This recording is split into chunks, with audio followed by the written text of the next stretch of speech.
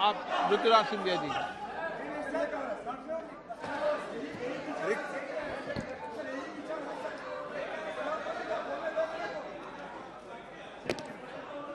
अध्यक्ष महोदय,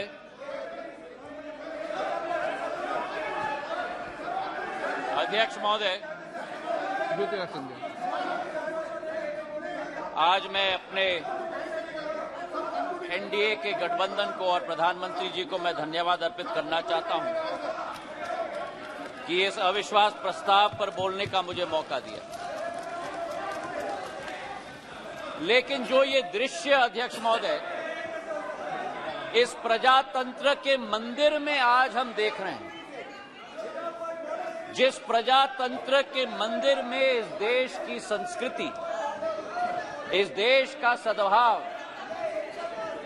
इस देश की विचारधारा निर्मित की जाती, जिस प्रजातंत्र के मंदिर से देश की 140 करोड़ जनता अपनी प्रेरणा लेती, उस प्रजातंत्र के मंदिर में ये स्पष्ट हो गया है अध्यक्ष महोदय कि इन लोगों को ना देश की चिंता है, ना प्रधानमंत्री के पद की चिंता है, ना राष्ट्रपति के पद की चिंता है। इनको तो केवल अपनी हैसियत की चिंता है। ये देश को पूर्ण रूप से स्पष्ट हो गया। अध्यक्ष महोदय, मुझे 20 साल हो गए हैं इस संसद में, मेरा अपना सौभाग्य मैं मानता हूं, लेकिन ऐसा दृश्य में मैंने 2 दशक में नहीं देखा है कि जिस तरीके से देश के सर्वोच्च पद के व्यक्ति 140 करोड़ जनता के हृदय में स्थापित इस देश के प्रधानमंत्री के प्रति जो शब्दों का उपयोग विपक्ष के द्वारा किया गया है, मैं मानता हूं कि सदन के सामने नहीं लेकिन देश की जनता के सामने इन्हें माफी मांगनी चाहिए। आज जो दृश्य हम देख रहे हैं अध्यक्ष महोदय कि अविश्वास प्रस्ताव के आधार पर, अध्यक्ष महोदय मैं आपका संरक्षण चाहूंगा। ये बोलने के लिए कभी तैयार हो जाते हैं लेकिन सुनने के लिए तैयार नहीं होते। ना देश की जनता की ठोक कर 2 बार चुनाव में नतीजा हजम करने के लिए तैयार है, ना सदन की बात सुनने के लिए तैयार है। आज जो स्थिति उत्पन्न हुई है अध्यक्ष महोदय, जो अविश्वास प्रस्ताव लाया गया, सर आपका संरक्षण मैं चाहता हूं, इनको कंट्रोल किया जाए। देश की जनता ने तो अपना पूरा परिणाम इनके चेहरे पे दिखा दिया।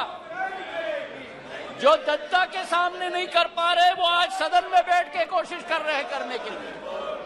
जो अविश्वास प्रस्ताव इनके द्वारा यहां लाया गया, यह अविश्वास प्रस्ताव मणिपुर की बात नहीं है। मिशन मणिपुर के आड़ में ये अपनी राजनीतिक रोटियां सेकने के लिए आज यहां उपस्थित हुए हैं। पिछले 2 दिन से मैं सुन रहा हूं अध्यक्ष महोदय, हम इनको भी बता दें कि अगर ये इनका वर्ताव रहा तो इनकी बात भी इस प्रजातंत्र के मंदिर में हम सुनने नहीं देंगे। पूर्ण रूप से हम स्पष्ट करना चाहते हैं अध्यक्ष महोदय, जो इस क्षेत्र में और इस सदन में प्रस्तुतिकरण हुई है, ये वो बादल है जो गरजना चाहते हैं लेकिन बरसते नहीं। ये वो बादल है जो चर्चा में रहना चाहते हैं लेकिन चर्चा सुनना नहीं चाहते। अध्यक्ष महोदय, आज अध्यक्ष महोदय ये अविश्वास प्रस्ताव जो लाया गया है, सारे आवश्यक विमर्श एक तरफ रखे गए हैं और इनकी हट एक तरफ है। हमारे देश के प्रधानमंत्री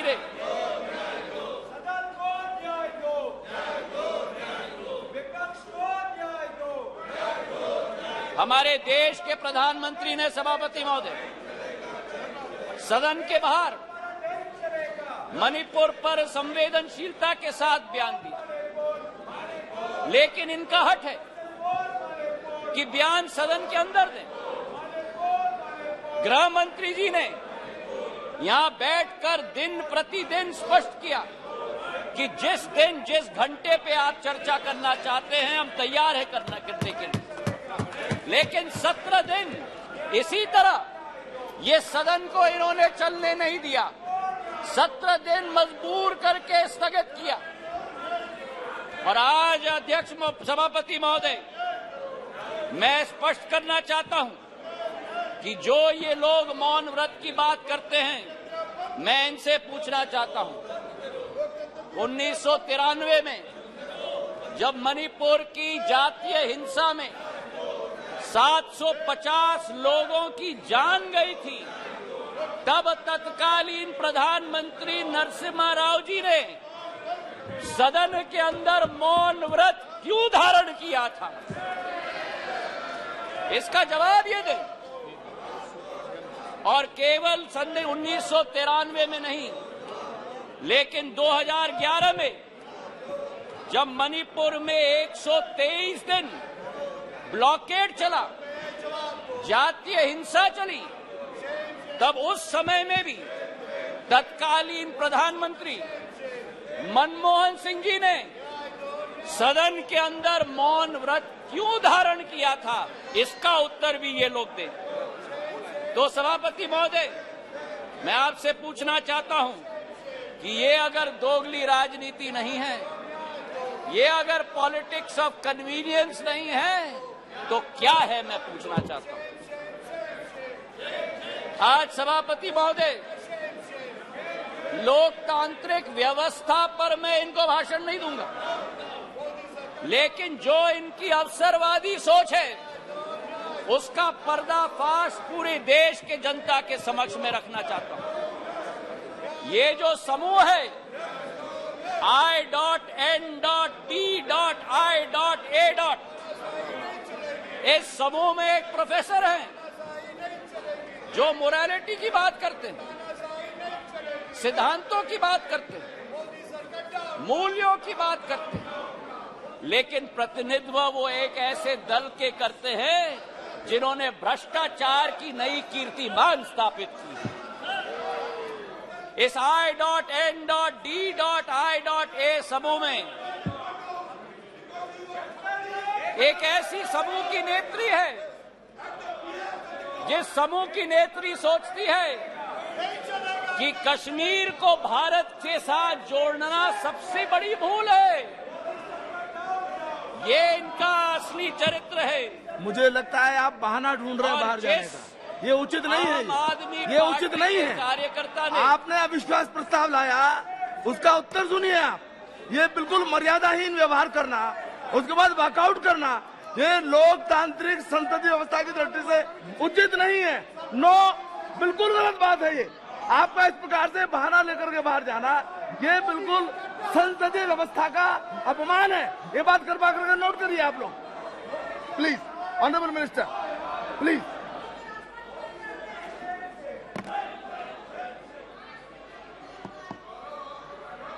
सभापति महोदय, देश की जनता ने इनको बाहर का दरवाजा दिखा दिया है।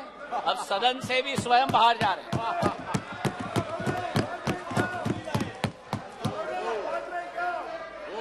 इन्हें तो सभापति महोदय अपने अविश्वास प्रस्ताव पे स्वयं ही विश्वास नहीं है।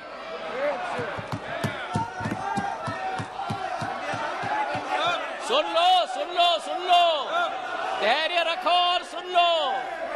इतने उत्तेजित मत हो। जो देश की जनता ने परिणाम दिया है वो स्वीकार करो। अब सभापति महोदय, इनके जो एक समूह है I.N.D.I.A. घमंडिया समूह, उस समय में समूह में आम आदमी पार्टी के कार्यकर्ता ने स्वयं यूपीए सरकार पर 2G और कोल स्कैम का PI लगवाया, और आज कांग्रेस का हाथ आपके साथ। ये स्थिति अंदर की बात। और वही स्थिति सभापति महोदय, हमारे टीएमसी के साथी यहां बैठे हुए थे, जिस टीएमसी के बारे में अधीरदा रोज इस सदन में लपक लपक कर भ्रष्टाचार की बात करते थे, चिटफंड की बात करते थे, अपने संसदीय क्षेत्र में कार्यकर्ताओं की कत्लों की बात कर रहे थे, आज वही कांग्रेस पार्टी और वामपंथी दल हाथ में हाथ उस टीएमसी के साथ मिला रहे हैं। सभापति महोदय, तो ये इनकी असलियत है। और जो मैं कहना चाहता हूं सभापति महोदय कि अगर इन लोगों को अपने गठबंधन में एक दूसरे के विरोधी होकर भी सत्ता के लालच के साथ पूरे तरीके से कुनबे की तरह साथ में आ रहे हैं। आरजेडी और जेडीयू की बात करें, लालू प्रसाद यादव जी पर जो रोजगार का आरोप लगाया था, जमीन पर रोजगार का एक्ट का आरोप लगाया था, वो जेडीयू के वर्तमान के अध्यक्ष ने स्वयं सीबीआई को सबूत अपने हाथों से दिलवाया था और आज दोनों हाथ में हाथ मिलाकर चल रहे हैं। ये संविधान बचाने की बात करते हैं सभापति महोदय, ये क्या अपना ईमान पहले बचा पाएं, उसका उत्तर देश की जनता को दें। आज सभापति महोदय विचित्र स्थिति है। आ गए, ये नाटक कर रहे थे, आ गए, क्या नाटक करते हो? आपका स्वागत है, अंदर जाता है। बहुत बढ़िया ड्रामा कर रहे हैं। आपका स्वागत है। आज बड़ी विचित्र स्थिति है सभापति महोदय कि जिनके दिल नहीं मिलते वे दल मिल चुके, जिनके दिल नहीं मिलते वे दल मिल चुके हैं और जिनके इतिहास में वैचारिक या व्यवहारिक संबंध या सिद्धांतिक संबंध न हो, वो आज लोकसभा चुनाव के लिए एक साथ होकर लोकतंत्र बचाने की आवाज लेकर आज सदन में आए। जहां मणिपुर हिंसा की बात की गई सभापति महोदय, इस मणिपुर की घटना का इस्तेमाल या मैं कहूं दुरुपयोग करके अपना लॉन्च पैड बनाने की ये कोशिश कर रहे हैं। जो मणिपुर में घटना घट रही है ये निंदनीय है, घोर निंदनीय है।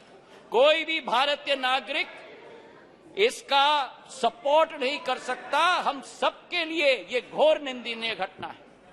लेकिन अध्यक्ष महोदय, सभापति महोदय, अगर भारत के इतिहास के काले पन्ने पलटें तो मैं पूछना चाहता हूं, सन 1964 के बंगाल के दंगे के समय में ये मौन क्यों थे? और अगर सन 1964 की हम बात न करें तो सन 84 के सिख दंगों के समय में जब 4000 हमारे सिख भाई बहनों को जिंदा जलाया गया था, तब ये मौन क्यों थे? मेरठ के सन 87 के दंगों के समय में ये मौन क्यों थे? और सन 1990 से 30 साल जो कश्मीर में 40,000 लोगों की मौत हुई और कश्मीर जल रहा था, तब ये मौन क्यों थे? और मैं अधीर रंजन जी का जो शब्द था, जो अंग्रेजी का कोटेशन उन्होंने दिया, इन सभी समय में एवरी मॉर्निंग सभापति महोदय, new widows were हाउलिंग, every morning new children were crying, every morning new houses were falling. और मूक दर्शक के रूप में हमारे ये साथी बैठकर सरकार में बैठे हुए थे। आज यहां बैठकर गौरव गोगोई जी ने, सबर रखो, सबर रखो, आराम से सुनो, सबर रखो, थोड़ा सीख लो। गौरव गोगोई जी ने आसाम अकॉर्ड की बात की। जिस आसाम अकॉर्ड की बात की, उस आसाम अकॉर्ड का क्रियान्वयन कांग्रेस की सरकार ने कभी की? आज मैं पूछना चाहता हूं कि हमारे पड़ोसी देश बांग्लादेश के साथ 68 वर्षों में हमारे बॉर्डर को निर्धारित नहीं किया था। 2014 में जब प्रधानमंत्री जी ने शपथ ली, 1 साल के अंदर बांग्लादेश का बॉर्डर निर्धारित करने का काम प्रधानमंत्री नरेंद्र मोदी जी ने किया था। अगर सच्चाई में बताऊं, प्लीज प्लीज उत्तेजित मत हो, उत्तेजित Listen, मत हो listen. गौरव। No, no, no. अगर बोलते Sajid, हो तो Tharoor सुनने की साहब, क्षमता please sit रखो, सुनने की बैठिए क्षमता बैठिए रखो। बैठिए जनता ने गौरव आपकी को चिल्लाने को आप बैठ नकार जाइए दिया। बैठ जाइए। सभापति महोदय, नॉर्थ ईस्ट की सारी समस्या कांग्रेस की तुष्टीकरण की राजनीति के साथ शुरुआत हुई, जब उनको अपनी फायदा नॉर्थ ईस्ट में विदेशी घुसपैठियों को अंदर लेकर उनको नागरिकता देने की कावियात की शुरुआत और शरण और पहचान देने की कावियात की शुरुआत हुई। चार्जशीट सभापति महोदय बड़ी लंबी है। 1960 के दशक में जब मणिपुर में अलगाववादी समूह ने हिंसा की शुरुआत की, जब वो जन्म हुआ तो वो कौन था जो उनके साथ बैठकर चर्चा करने के लिए तैयार था? वो कौन था जिन्होंने उनके साथ बैठकर समझौता किया?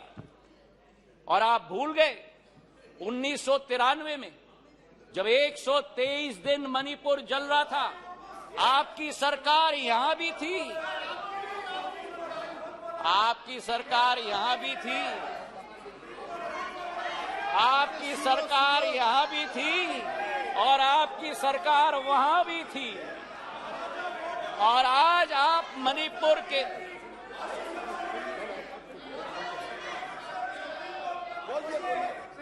और आज सभापति महोदय अधीर दा उठकर कह रहे थे कि मणिपुर के सांसद क्यों नहीं बोले।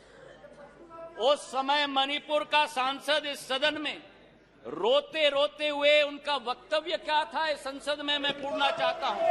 जब आपकी सरकार यहां भी थी और आपकी सरकार वहां भी थी, मणिपुर के सांसद ने इस संसद में 1993 में वक्तव्य दिया।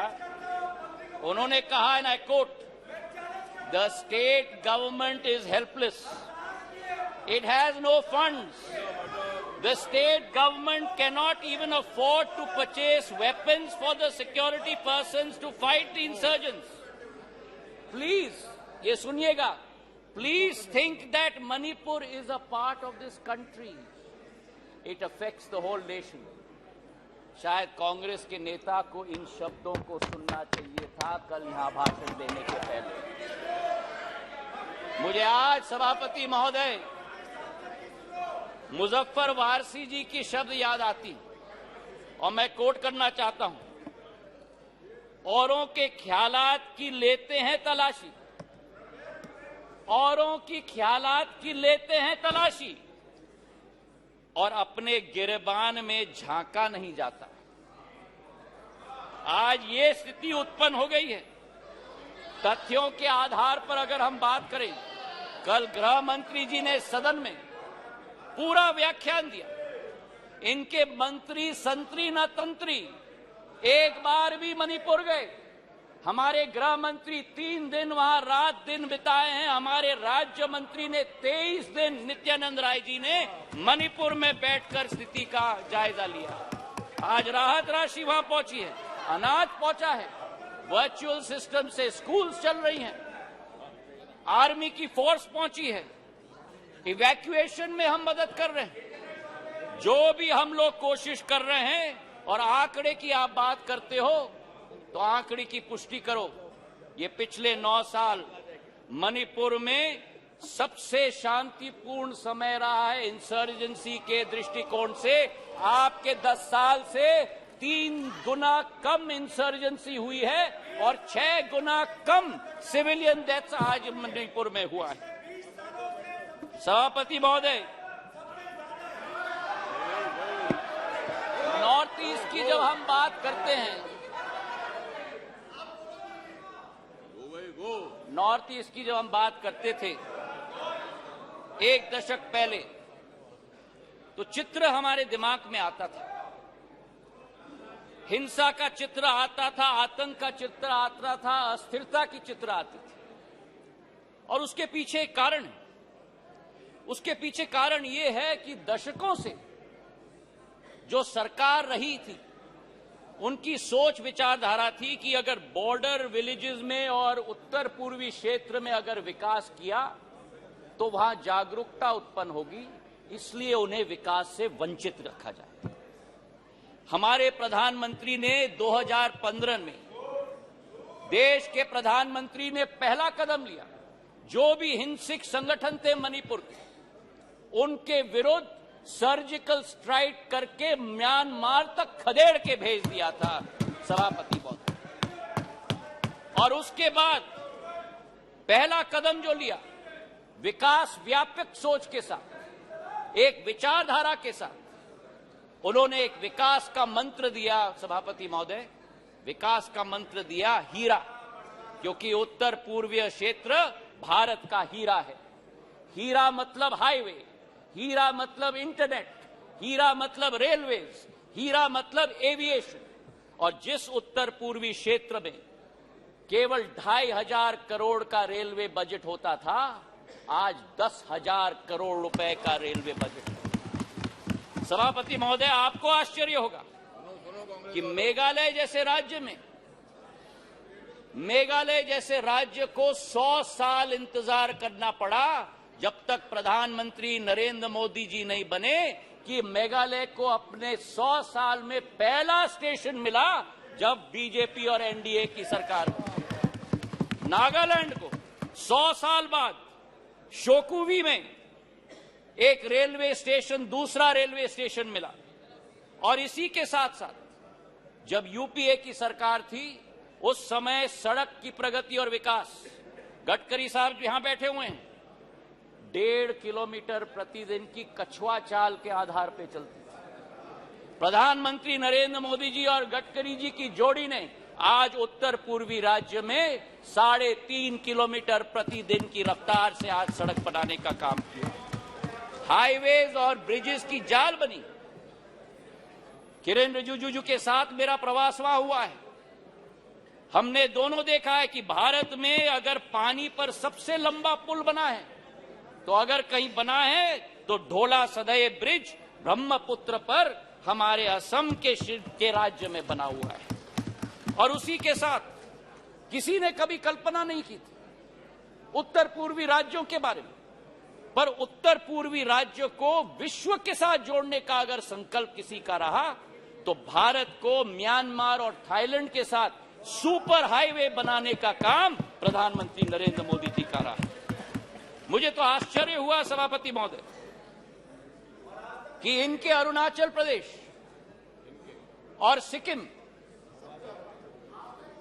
हमारा भी है पर मेरे साथी हैं, अरुणाचल प्रदेश के हमारे वहां के भी सांसद मेरे साथी, पर अरुणाचल प्रदेश और सिक्किम, दो उत्तर पूर्वी राज्यों में आजादी के 67 वर्ष बाद भी एक भी एयरपोर्ट नहीं।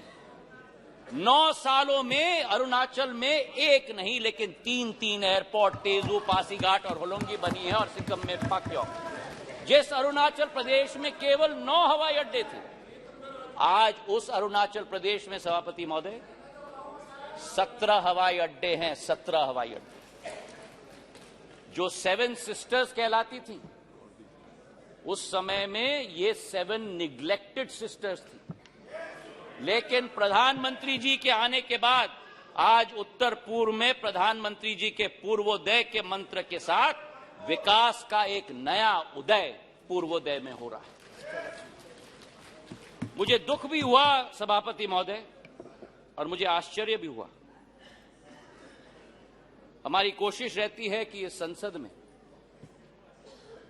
कभी भी व्यक्तिगत आक्षेप, हम एक दूसरे के साथ सहमत न हो, हम एक दूसरे की नीतियों पर, हमारी नीयत पर कटाक्ष जरूर करें, पर व्यक्तिगत आरोप कभी नहीं होना चाहिए। और जो आरोप इस हाउस में किया गया कल सभापति महोदय, मुझे आश्चर्य भी हुआ और दुख भी हुआ जब राहुल गांधी जी ने सदन में कहा कि प्रधानमंत्री के लिए मणिपुर हिंदुस्तान का भाग नहीं। मैं बताना चाहता हूं आपको सभापति महोदय कि जिस प्रधानमंत्री ने उत्तर पूर्वी राज्य को विश्व के साथ जोड़ा है, जिस प्रधानमंत्री का उत्तर पूर्वी क्षेत्र के साथ दिल का रिश्ता है, जिस प्रधानमंत्री ने भारत के दुश्मनों को उत्तर पूर्वी राज्य से खदेड़ खदेड़ कर बाहर कर दिया हो, जिस प्रधानमंत्री के रोम रोम में भारत माता बसती हो, जिस प्रधानमंत्री ने भारत कश्मीर को भारत के अभिन्न अंग बनाने के लिए अनुच्छेद 370 रद्द किया हो, श्यामा प्रसाद मुखर्जी के सपने को एक विधान, एक प्रधान और एक निशान को साबित किया हो। मैं बताना चाहता हूं विपक्ष को, सभापति महोदय, कि भारत को अलग अलग टुकड़ों में देखने की विचारधारा आपकी है, हमारी नहीं। हमारे सभापति महोदय, बैठो बैठो बैठो, आराम से बैठो। आपने ही चेंज कराया, मुझे कान खोल के सुन लो, सत्य सुन लो, आपने ही चेंज कराया। जिस अब मेरा मुंह मत खुलवाना। सभापति महोदय, जिस अविश्वास प्रस्ताव को ये लेके आए, इसका सत्य देश की जनता के समक्ष होनी चाहिए। जिस तरह से एक एक वर्ग का विश्वास तोड़ा गया है और जिस तरीके से प्रधानमंत्री जी ने एक एक वर्ग का अविश्वास को विश्वास में परिवर्तित किया है, वो सत्य आज इस सदन के द्वारा देश की जनता के समक्ष जानी चाहिए। किसान, सभापति महोदय, इस देश की रीढ़ की हड्डी, 60% आबादी हमारी कृषि प्रधान राष्ट्र है, लेकिन अगर किसान का पीठ तोड़ने वाला कोई कालखंड रहा तो 2014 के पहले रहा। आज हमारा किसान को समर्थन मूल्य पर्याप्त मात्रा में मिल रहा है, उसकी खरीदगी पर्याप्त मात्रा में हो रही है। आज हमारे किसान कितने उत्तेजित हो रहे हैं। सभापति महोदय, खुजली बहुत आती है, खुजली बहुत आती है, खुजली बहुत आती है। आज हमारे किसान को, सभापति महोदय, धान की खरीदी में 90% वृद्धि हुई है, गेहूं की खरीदी में 75% वृद्धि हुई है। नरेश सिंह जी यहां बैठे हुए हैं। हमारे समर्थन मूल्य की हम बात करें, 2014-15 में धान की एमएसपी 1360 थी, आज धान की एमएसपी 2183 है, 60% की वृद्धि हुई है। कल कपास की बात की गई, कपास की एमएसपी हम बात करें, कपास की एमएसपी 3350 रुपए होती थी, आज वही कपास की एमएसपी बढ़कर 6620 हो चुकी है, 80% की वृद्धि हो गई। सोयाबीन की एमएसपी 2560 रुपए होती थी, आज 4600 रुपए हो चुकी है, 80% की वृद्धि हुई है। तो जहां हमारे देश का किसान, हमारे देश का अन्नदाता समृद्ध हो चुका है, उसी के साथ साथ किसान के लिए जो सीमांत हमारा कृषक है, 80% हमारा कृषक आज भी सीमांत कृषक है, उसके लिए एक सुरक्षा कवच के रूप में किसान सम्मान निधि के जरिए 6000 रुपया प्रति वर्ष 11.5 किसानों के खातों में 2,40,000 करोड़ रुपए प्रधानमंत्री ने पहुंचाने का कार्य किया।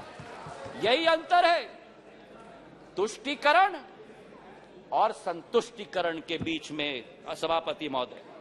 और इसी में मैं बताना चाहता हूं, मध्य प्रदेश में भारतीय जनता पार्टी की शिवराज सिंह जी की सरकार ने इस 6000 रुपए में 6000 रुपए अतिरिक्त मिलाकर 12,000 रुपया प्रति साल 80 लाख किसानों के खाते में डालने का कार्य किया। हमारे देश के पूर्व प्रधानमंत्री अटल बिहारी वाजपेयी जी का एक सपना था, उनका एक सपना था कि इंटरलिंकिंग ऑफ रिवर्स होना चाहिए, और आज उनके सपने को अगर साकार किया है तो प्रधानमंत्री नरेंद्र मोदी जी ने Ken Betwa interlinking of reverse के आधार पर किया। 42,000 करोड़ रुपए की योजना, उत्तर प्रदेश और मध्य प्रदेश के 13 जिलों को मिलाकर 60 लाख लोग प्रभावित होंगे। ये वो बुंदेलखंड क्षेत्र है जिसने अपने इतिहास में सूखी माटी के अलावा कुछ नसीब नहीं किया था, अध्यक्ष सभापति महोदय, आज वहां 11 लाख हेक्टेयर की सिंचाई होगी, 105 मेगावाट की ऊर्जा का सर्जन होगा। और उसी के साथ इस परिवर्तन के स्केल पे भी मैं बात करना चाहता हूं। यह परिवर्तन का स्केल आजादी से 2003 तक 56 साल कांग्रेस की सरकार रही, 56 साल 7.5 लाख हेक्टेयर की सिंचाई हुई थी। और 20 वर्ष में 2003 से 2023 तक 20 वर्ष में 45 लाख हेक्टेयर की जमीन की सिंचाई हुई है, 6 गुना। और जहां अब फिर उत्तेजित हो गए, और जहां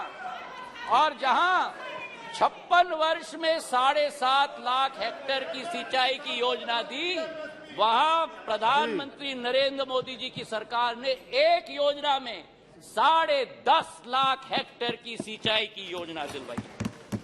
ये इसी बात का उदाहरण है सभापति महोदय कि डबल इंजन यानी डबल विजन, तुष्टीकरण से किसान का भला नहीं होता, बल्कि संतुष्टीकरण से ही किसान का भला होता है। गरीबों की अगर हम बात करें हमारे सभापति महोदय, योजनाबद्ध तरीके से गरीबों को बैंक के अकाउंट से अलग रखा गया।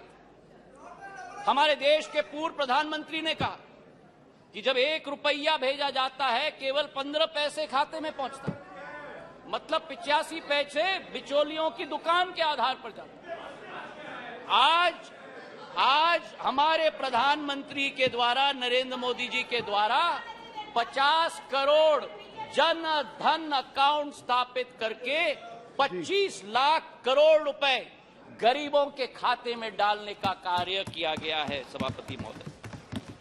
हमारे गैस के कनेक्शन उज्ज्वला महिलाओं के लिए, हमारे घरों के 3.5 करोड़, हमारे क्षेत्र, हमारे देश की जनता को उत्पन्न करने के लिए हमारे प्रधानमंत्री जी की सोच। अर्थव्यवस्था की बात हमारे वित्त मंत्री जी ने किया। मैं एक बात उनकी बात में जोड़ना चाहता हूं। स्कैम्स की लंबी लिस्ट कल गृह मंत्री जी ने पढ़ी थी। कोल का स्कैम हुआ, 2G का स्कैम हुआ, अनेक स्कैम हुए। और आज मैं बोलना चाहता हूं कि जिस राह पर इंडिया नहीं लेकिन भारत चल रहा है प्रधानमंत्री जी के नेतृत्व में, जहां कोई निजी हित नहीं होगी, केवल राष्ट्र हित होगी, उसी संकल्प के साथ हम लोग आगे चल रहे हैं। 9 साल में सभापति महोदय हम लोग 10 नंबर आर्थिक व्यवस्था के रूप से आज 5 नंबर तक पहुंचे जी। ये एक बहुत बड़ी उपलब्धि है। लेकिन आज मुझे आश्चर्य है जब कहा जाता है कांग्रेस के एक नेता के द्वारा कि इस क्षेत्र में ओवर कॉन्फिडेंस देखिए कांग्रेस की।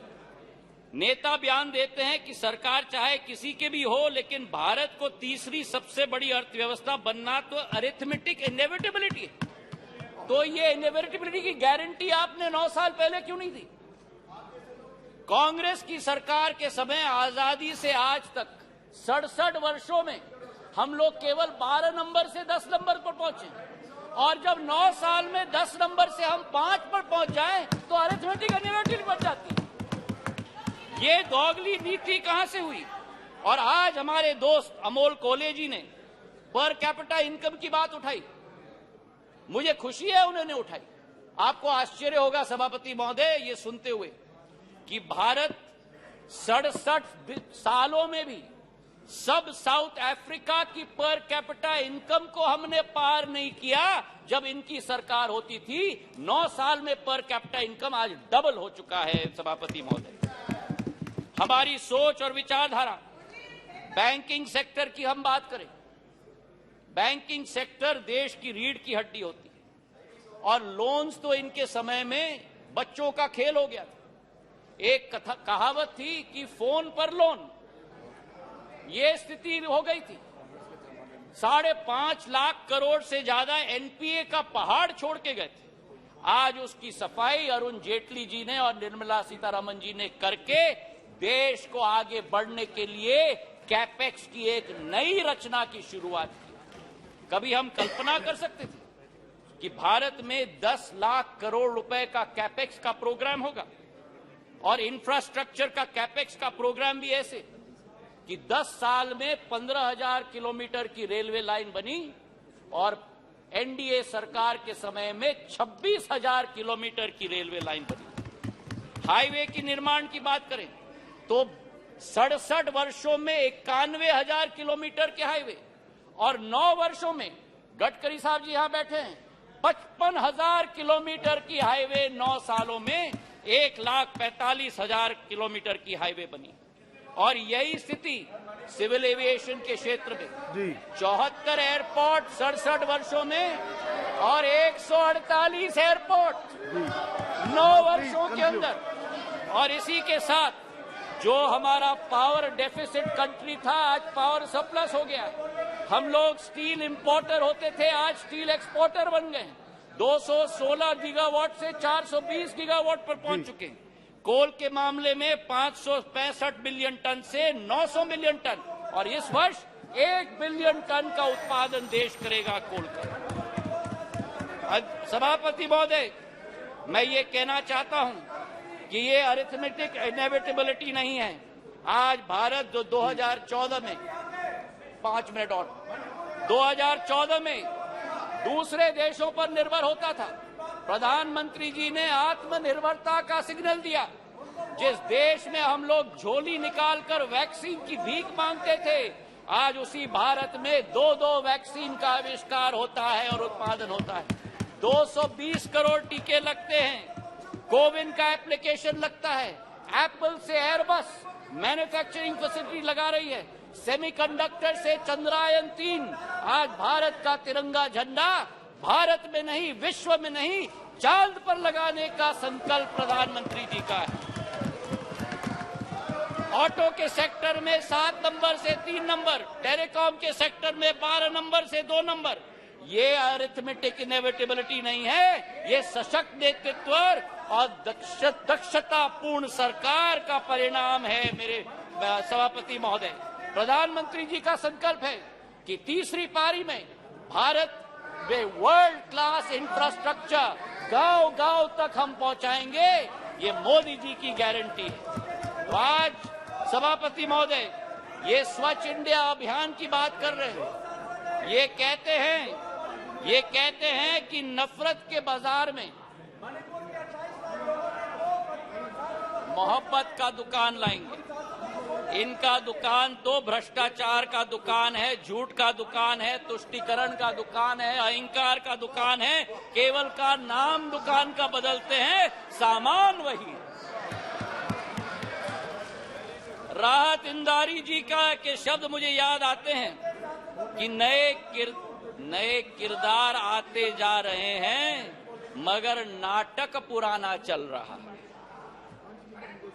मैं ये कहना चाहता हूं कि अधीर रंजन चौधरी जी ने स्वयं कहा कि ये मजबूरी का गठबंधन है। मैं उनको कोट करना चाहता हूं। उन्होंने एक इंटरव्यू में कहा था, अधीरदा ने, सबको लगा है कि इस समय जो मोदी शाह का जगरनॉट चलते हैं, सबको लगा है कि इस समय जो मोदी शाह के जगरनॉट चलते हैं, सबको एकजुट होना जरूरी है। ये मजबूरी है। पॉलिटिक्स में तो मजबूरी रहती है। आज ये अविश्वास प्रस्ताव इसलिए लेके आए हैं। मैं ये पूछना चाहता हूं कि कौन सी इंडिया की आवाज ये उठाते हैं जब विदेश जाकर 2 इंडियाज की बात करते हैं। ये कौन सी इंडिया की आवाज उठाते हैं जब गलवान में हमारे सेना के शौर्य और उसी के साथ सर्जिकल स्ट्राइक पर उंगली उठाते हैं। ये कौन से इंडिया की आवाज करते हैं जो कोरोना जैसी भीषण समस्या में राजनीति पर उतर जाते हैं। और आज पिछले 2 दिनों से सभापति महोदय, मैं सुन रहा हूं विपक्ष को, कोई महाभारत की बात कर रहा है, कोई रामायण की बात कर रहा है, कोई राम की बात कर रहा है, कोई रावण की बात कर रहा है। अच्छा है कि आज धर्म की बहुत याद आई इनको। कोई जनेऊधारी है, कोई मंदिर की परिक्रमा कर रहे हैं, कोई यज्ञ आयोजित कर रहे हैं, कोई पार्टी तो अपने संकल्प पत्र में डाल रहे हैं कि राम वन गमन पथ का हम संकल्प करते हैं। मैं इनको स्पष्ट रूप से बताना चाहता हूं, ये मुखौटा नहीं चलेगा। हमारी देश की आज 140 करोड़ जनता की आस्था और पीढ़ियों की सपना हमारे मर्यादा पुरुषोत्तम भगवान राम का भव्य मंदिर अयोध्या में प्रधानमंत्री नरेंद्र मोदी बनाने जा रहे हैं। तो आज इनको मैं कहना चाहता हूं कि तीसरी बार भी, 2 बार आपको रिजेक्ट किया है, तीसरी बार भी प्रचंड बहुमत के साथ एनडीए की सरकार यहां स्थापित होगी। जी धन्यवाद। पर प्रधानमंत्री नरेंद्र मोदी जी के नेतृत्व में भारत आज चल चुका है। अमृत काल से शताब्दी काल के सफर पर विश्व गुरु के रूप में भारत स्थापित होगा, इसमें कोई दो राय नहीं। और आप इस सत्य को अपने झूठ के साथ पराजित नहीं कर सकते। मैं अंत में 4 लाइन करके अपना बात समाप्त करता हूं। नागफनी पुष्प दे नहीं सकते, नागफनी पुष्प दे नहीं सकते, भ्रष्टाचारी जनहित सोच नहीं सकते। नागफनी पुष्प दे नहीं सकते, भ्रष्टाचारी जनहित सोच नहीं सकते। आपातकाल लगाने वाले संविधान की रक्षा कर नहीं सकते। जनता विरोधी की जिनका रहा है इतिहास, कितने भी चेहरे बदल ले, कितने भी चेहरे बदल ले, जनता के हो नहीं सकते। जी धन्यवाद। श्री विजय हंसदा जी। जी जी जी, ये आपका विषय नहीं है, आप बैठ जाइए, आप बैठ जाइए, ये आपका विषय नहीं है, ये आपका विषय नहीं है। विजय हंसदा जी बोलिए। जी सर 5 मिनट प्लीज। मैं अपने पार्टी जेएमएम के तरफ से इस नो कॉन्फिडेंस मोशन के समर्थन में खड़ा हुआ।